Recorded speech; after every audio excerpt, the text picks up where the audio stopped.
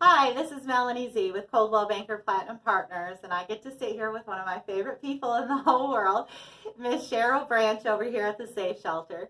Cheryl and I actually met, it's been 16 years ago, when I left my abusive marriage. I actually stayed at the Safe Shelter for 2 weeks. And I benefited from a lot of their programs. Miss Cheryl and I have kept in touch over the years because, like many of you out there, she changed my life forever. And I'm going to start tearing up, and I knew I was going to do that.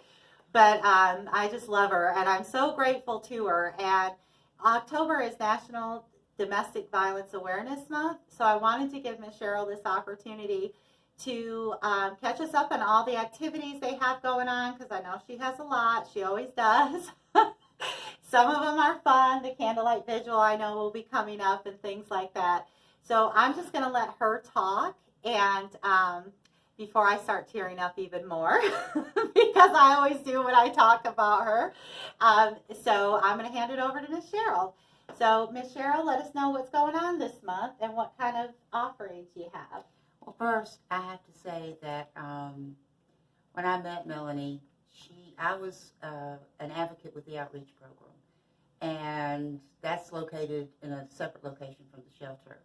And so I came over here one day, and she had this wild little boy that was 3 years old that was bouncing off the walls, and she was one of the most broken people I've ever met. And my gut instinct told me, this girl isn't going to make it. I came over there to talk to her, to do a temporary protective order, and we did. But then, you file the order, and then they set a date for a hearing.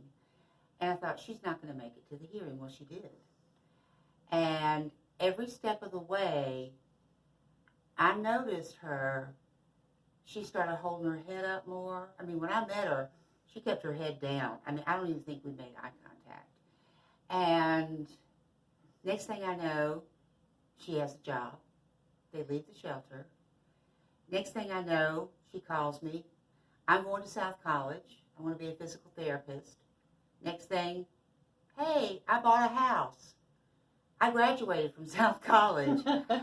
And I don't want to tear up because I watched this woman go from being somebody that had been so beaten down emotionally, physically, verbally. She couldn't look you straight in the face. And now she's like this crazy real estate woman that's all over the place, selling houses like crazy. She says that I changed her life. I didn't. I gave her the opportunity to change her life. It takes a lot of work. I can do a temporary protective order. I can take you to court. But I'm not the one that has to go through it, to go through having to face your ex-husband and deal with child support and deal with visitation, deal with the fear that he's going to come back and hurt me again. And I don't know if any of you out there have ever been physically hurt by someone you love, but that has to be the worst thing in the world. It's one thing if you get mugged on the street. That's a stranger, and that's a crime. But in domestic violence, it's with an intimate partner. I mean, they shared a child together. The women that we work with, most of them have had children with these abusers. They had dreams of a life with a house and the picket fence and, going to soccer games. And instead, it turned into, I'm scared to go home because I don't know what kind of a mood he's going to be in. At Safe Shelter, we're Savannah's only shelter for victims of domestic violence and their children. We've been here 40 years. And in our 40 years, we've probably served, I think it's close to 28,000 victims of domestic violence.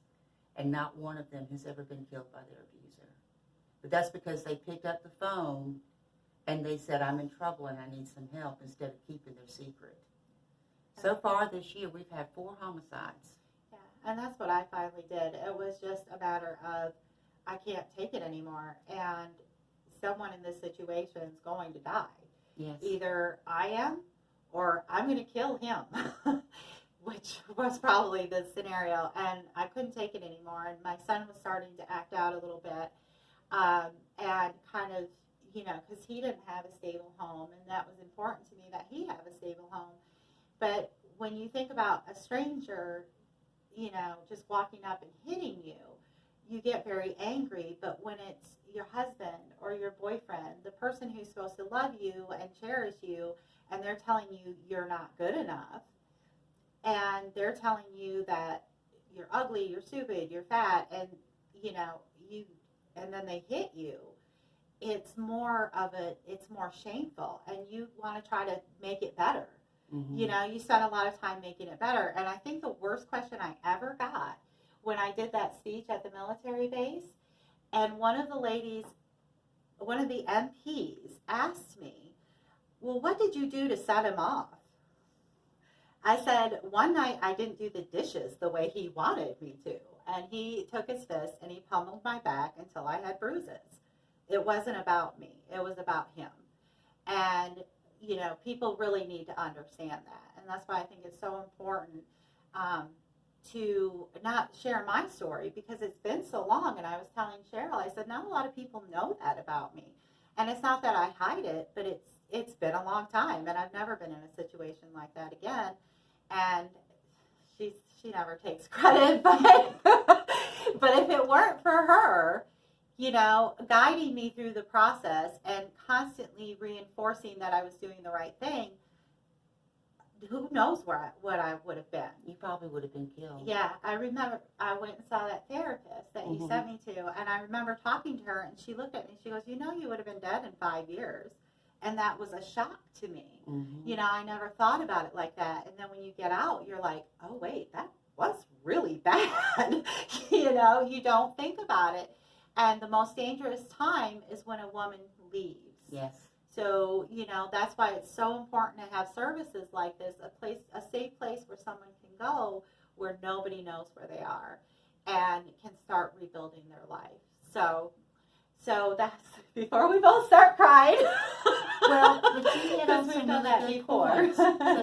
That this isn't about anger, and it's not about stress. We all have anger and stress in our lives. It's about control. It wasn't about you not doing the dishes the way you wanted to. It was that was just an opportunity for him to keep you in line. Yeah. And I've never seen in my 23 years here a situation where the abuser backed off and said, I'm wrong and I need to correct it. What I've seen consistently is that it escalates. And victims, and Melanie's a perfect example, your reality is different because your reality is getting through the day without him yelling at me or hurting me. And you can't figure out how to do it right because there is no right. It could be the dishes. It could be the way you made the bed. It doesn't matter. No, it doesn't. But every time I've talked to someone that has been in a position like Melanie, they get out of the situation, and when they look back, it's unbelievable. How did I survive? How did I do that every day? Yeah. I guess the question for me is always, why did I put up with it for so long? You're brainwashed. Yeah, and it really is, because he was really good at things like sleep deprivation. Mm-hmm. He would keep me up all night and, just pummeling insults and things like that. So you really and you don't want your marriage to end. You don't. You want to be married. And like she said, I wanted the white picket fence. I wanted the family. I wanted all of that. And, that's why I married him. But it just got to the point where, like I said, I wanted to kill him. And I was like, I don't want to go to jail, and I don't want to be dead, so something's got to change. So I called the safe shelter, and I'll never forget. It was from the Kmart that closed, the Kmart parking lot payphone. I got some stuff in garbage bags, got Jacob, went to the Kmart parking lot payphone, and they came and got me. Well, somebody that's watching this has been through this situation. Last year, Safe Shelter provided services and legal advocacy to 1,088 people. And I don't like to use numbers, but just to kind of give you an idea, of what we do here, we received 1,568 crisis calls. We provided 88,800 meals. Our capacity is 48, and we are frequently over capacity. And when that happens, because we're never going to turn anyone away, if we're full and you need help, we'll put you in a hotel. A lot of people don't need to come to the shelter, and they go through our outreach program. And that's specifically for people that don't require shelter, but they need the temporary protective orders. Going through court is very intimidating. And our advocates go every step of the way. We make sure that when you have your temporary protective order hearing, you have an attorney. We don't charge for any of our services. We pay for the attorney, or if we're fortunate enough, the attorney will do it pro bono. So you have options. And when you come to the shelter, we have, obviously we can't make anyone do anything, but we offer counseling, which I think everyone here needs. We have someone that can talk to you about jobs, job training, help you with housing. There's no typical length of stay. It's a case-by-case basis, but probably at the top end, it's around 90 days. So when you exit the shelter, you have a choice. You can join our follow-up aftercare program, and you were a part of that. Yes. And in that program, we work with you for up to 2 years to help you get settled into the community. We take donated furniture, dishes, household items, and we'll literally help someone set up a new household. And then the follow-up case manager does home visits. She has a support group. Through that program, we make sure that all the families have a wonderful Christmas. They have a wonderful Thanksgiving dinner. They can come back to the clothes closet. They're still part of Safe Shelter for up to 2 years. And a couple of years ago, this was way after you left, we added 6 transitional apartments. Oh, wow. And we pretty much keep those full, and someone can stay there for up to a year. And they pay a margin of the rent. The whole idea is to qualify to get in, you must have a source of income, and you have to take and complete a consumer credit debt counseling program. So the idea is you have income during that year or 6 months or however long you need the housing. You're saving your money, you're learning to live within your budget, and when you exit, you've got the money you need for the next, for permanent housing as far as deposits and things like that. And you've learned how to run your household on your income. So it's a wonderful project. I love it. And the apartments, we furnish the apartments, and when you leave, you can literally take everything but the furniture. So it's all the dishes, the linens, the towels, the microwave. You take all of that with you. And of course, when you move, if you still need furniture and things, we're going to help you. Yeah, that's wonderful. I was telling Cheryl that I think a lot of people just think this is a place that people can come and stay temporarily, and then, they're put back out in the world. I personally receive services. I received counseling. I had a fabulous lawyer.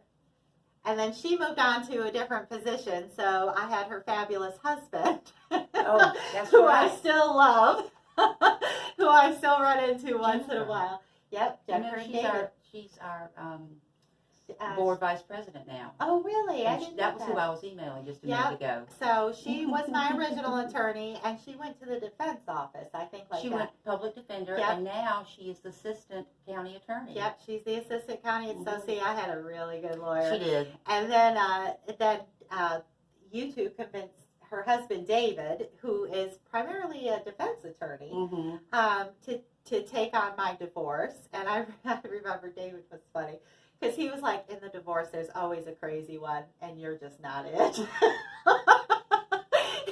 So, all these people just got me through it, and through it, and through it. And, just to have that kind of support. And I don't think people realize that you do have that kind of support here, and that you can reach out. There's no judgment. No. There's no judgment. Everybody understands. Even though you feel ashamed, nobody's ashamed of you. And, it's just a matter of taking that first step. And like I said, it was that first step for me.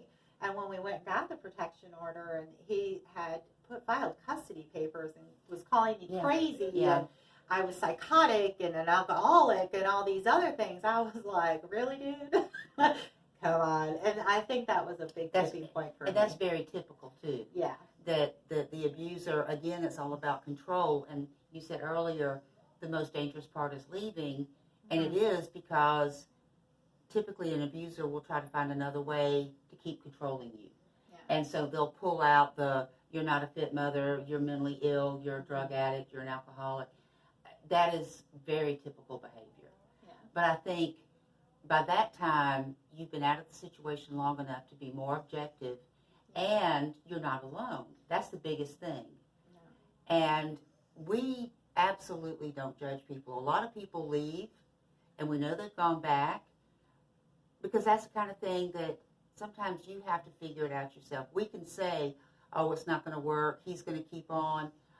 But for most women that are in family situations, you want that stability. You want that the children all together with their father, and you're willing to work hard for it, and there's nothing wrong with that.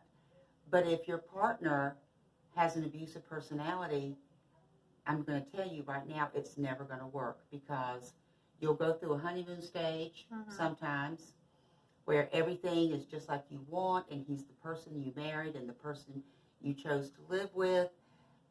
But then it goes away, and it's going to go back to the same thing. You didn't do the dishes right. You didn't make the bed right. I don't like the way you parted your hair. Yeah. And I did a protective order one time for a college professor who got a black eye because when she vacuumed the rug, all the marks of the vacuum cleaner didn't go in the same direction. Yeah. So there is no rhyme or reason. It's just control. But the help is here. And it's 24 hours a day, 7 days a week. The biggest, hardest step is what Melanie did when she picked up that payphone and made that first call. When you do that, every time you take a step, you're getting closer to having the life that you want. Because if you stay, there's a good chance you're going to end up being one of our homicides. Melanie mentioned that October is Domestic Violence Awareness Month. And everyone that's watching this is invited to come to our candlelight vigil. It's on October 11th at the Fountain in Forsyth Park. I'm sure you and Jacob will be there. And every year I get a list from the Georgia Coalition that has the names and dates and all the information about all the homicides across the state for a year. I think this year, fortunately, it's a little shorter. It's like 65, whereas last year it was 90-something. But we've had 4 homicides here in Savannah, and that's from January to September. And every time there's a homicide, I call Major Robert Gavin, he's my board president, and he checks to see, did that person ever call 911? Did they ever reach out? Was there ever a domestic violence call to their house? We check our database, and the answer is always no. That person never called out for help. So that's the biggest thing. And if you don't take anything else away from this, the biggest thing is you can pick up the phone, 912-629-8888.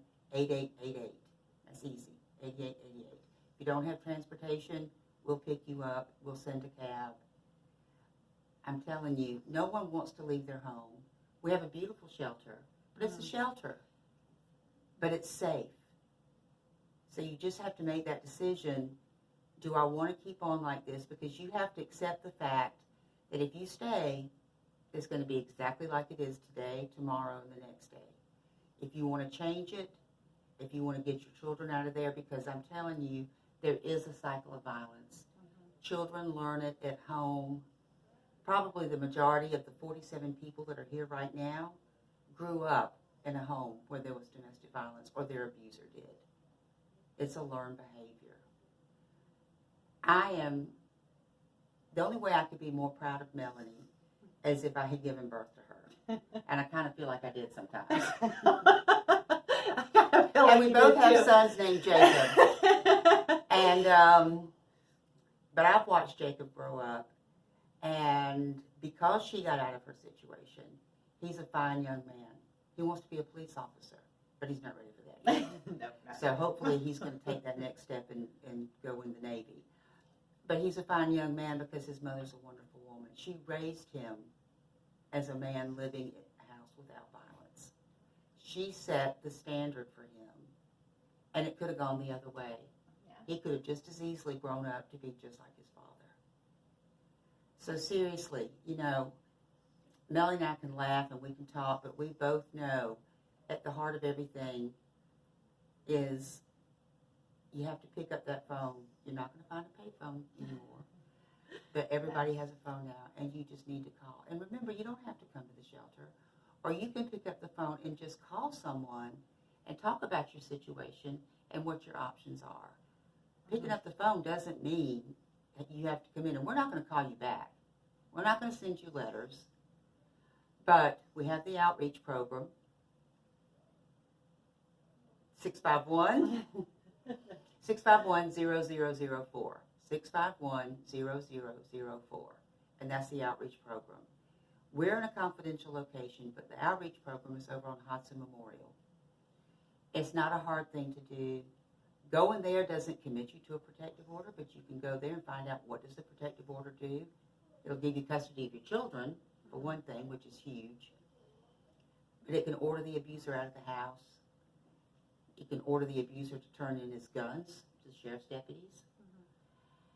And yes, it's a piece of paper. It's not bulletproof.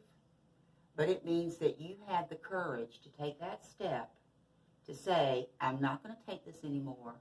You're wrong. I'm not going to live like this. And you have the enforcement of the Superior Court behind you now. Yeah. And you have to remember, it's not your shame. No. Because I was so ashamed. I didn't want to tell anybody. I was so ashamed. But it's not your shame. It's theirs. And, you know, once you stop giving away your power, it is an incredible feeling. Because, I mean, come on, I'm so sorry. You know, I want you back. I went through all of that. And every time I said, no, leave me alone, all of that, I took back a little bit of my power. Mm-hmm. And, you know, now it's been 16 years. And I've had a really great life, a really great career, a really great education. And I have an all-around good life. I have good friends. I have a wonderful son. My mom moved down here. Oh. Don't know how great that is. Somewhere in the house. But you know, I do have a pretty good life. And, you know, in a home that I love. And I would have never had that had I not just said enough is enough and reached out and had Cheryl as my advocate. Because back then she was just an advocate. She wasn't the director. So. But see how she holds her head up now? How beautiful she is. You know, I mean, she has come into her life and she's taken ownership of it. Yeah. And being able, none of us have complete control of our lives. That's just not possible. But, you know, when you go home, you're excited about going home. Yeah. You don't dread going home. Mm-hmm. And that's a huge thing. There are so many people watching this right now, that dread going home every day because they don't know what to expect. Me, I can't wait to go home. I know. I can't either. That's my I want to say my haven, which is also my maiden name. Isn't that weird? But my haven, my restful spot. And but I appreciate Melanie doing this. I appreciate you doing it. It's hard to get the word out. We don't have a production unit and PR Yeah. and all that. This is it. Yeah. I was like, we're just going to go get it with it because I can't figure out the fancy camera. So. But seriously, I hope somebody's listening. And, you know, it doesn't have to be you, but you might have that friend. And if you've ever tried to say something to that friend, they probably get real defensive and tell you it's none of their business. Back off. That's okay. Mm-hmm. We all are. I'm that way. I don't want you to tell me what to do. Yeah. But you can go to that friend and just say, I'm worried about you. Yeah. And if and when you're ready, I don't know all the details, but I do know a place that you can call. Yeah. And that might be right at the moment, like Melanie had her moment, when they say, you know what, I'm tired of this, and if you'll go with me, I'll go call them. You don't want to burn that bridge. So Yeah, don't force. thank you for force it. doing this. Thank you for doing it for me. Oh, I love you. Pick up the phone. Yes, pick up the phone, and if you have any questions, Call me. let us know. Let Cheryl Call know. Melanie. You can call me 912-398-4214. I'm so grateful she did this, and I'm glad I didn't tear up any more than I did because I was really afraid I I'm was going glad to I start didn't crying. because my makeup. But she, like I said, she was my advocate. She's still my advocate and still my cheerleader. And whenever I need something, I pick up the phone and call Cheryl. And she's asked me for favors, so I've been able to return the favor and give back. And this is a way for me to give back during National Domestic Violence Awareness Month. So get your purple ribbons. And Yes. Are you putting out the silent women this year? Yeah, the Okay. silent witnesses. Yes. These are life-size plywood images of women. Mm-hmm. Don't worry about And on the breastplate of each one, like we have to update it this year, unfortunately, with the 4 new victims. And it's going to start off at the storefront, a big storefront on 24E on Broughton Street. Okay. Then we're going to have it at Oglethorpe Mall. We're going to have it in the windows at Kathy Rich's shop on Abercorn. And we're going to have it, there's another place.